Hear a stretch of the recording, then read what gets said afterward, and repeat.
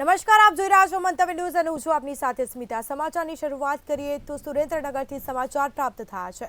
મહત્વપૂર્ણ સમાચાર સુરેન્દ્રનગરથી સામે આવ્યા છે।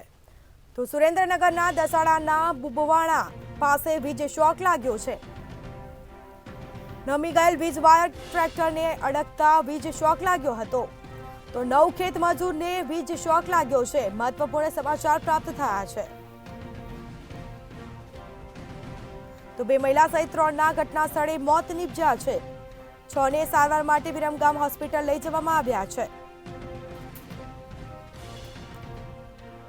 તો સમાચાર સુરેન્દ્રનગરથી પ્રાપ્ત થયા છે। સુરેન્દ્રનગરના દસાડાના બુમવાણા પાસે વીજ શોક લાગ્યો છે, જેમાં નમી ગયેલ વીજ વાયર ટ્રેક્ટરને અડકતા વીજ શોક લાગ્યો હતો।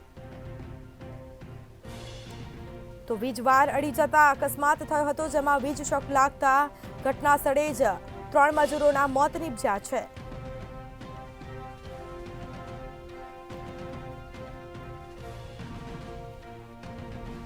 તો વધુ વિગતો સાથે સંવાદદાતા પ્રિયંકા ચાવડા આપણી સાથે ફોનલાઈન પર જોડાઈ ગયા છે। જી, સુરેન્દ્રનગરના દસાડાના બુમવાડા પાસે વીજ શોક લાગ્યો છે, શું છે સમગ્ર મામલો?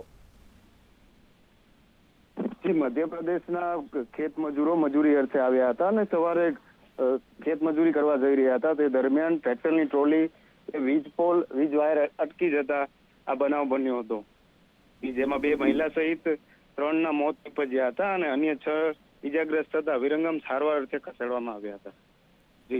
જી, હાલ કેટલા લોકોને સારવાર અર્થે ખસેડવામાં આવ્યા છે? 6 લોકોને સારવાર અર્થે વિરમગામ ખાતે ખસેડવામાં આવ્યા છે। જી, આ વીજ શોક લાગ્યો, અકસ્માત થયો, કોઈ અધિકારી ઘટના સ્થળ પર આવ્યા હતા કે કેમ? હા, દસાડા પોલીસ તથા નાયબ કલેક્ટર ઘટના સ્થળે પહોંચ્યા છે। જી, ક્યાંક ને ક્યાંક તંત્રની બેદરકારી કહેવાય, કારણ કે વીજ વાયર અડકતા શોટ લાગ્યો છે। તો પીજીવીસીએલ દ્વારા કયા પ્રકારની હાલ કાર્યવાહી કરાઈ છે?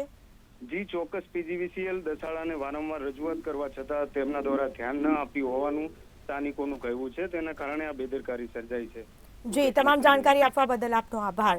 તો સુરેન્દ્રનગરના દસાડાના બુમવાણા પાસે વીજ શોક લાગ્યો હતો। નમી ગયેલા વીજ વાયર ટ્રેક્ટરને અડકતા વીજ શોક લાગ્યો છે, જેમાં 9 ખેત મજૂરને વીજ શોક લાગ્યો હતો। 2 મહિલા સહિત 3 લોકોના ઘટના સ્થળે જ કમકમાટી ભર્યા મોત નીપજ્યા છે, જ્યારે અન્ય 6 લોકોને સારવાર માટે વિરમગામ ખસેડવામાં આવ્યા છે। તો પરપ્રાંતીય ખેત મજૂર અર્થે તેઓ આવ્યા હતા। બેદરકારીના કારણે ફરી દુર્ઘટના સર્જાઈ છે। તો દસાડા પોલીસ તથા અધિકારીઓ સ્થળ પર પહોંચી આવ્યા હતા। મૃતદેહને પીએમ અર્થે હોસ્પિટલ લઈ જવામાં આવ્યા છે।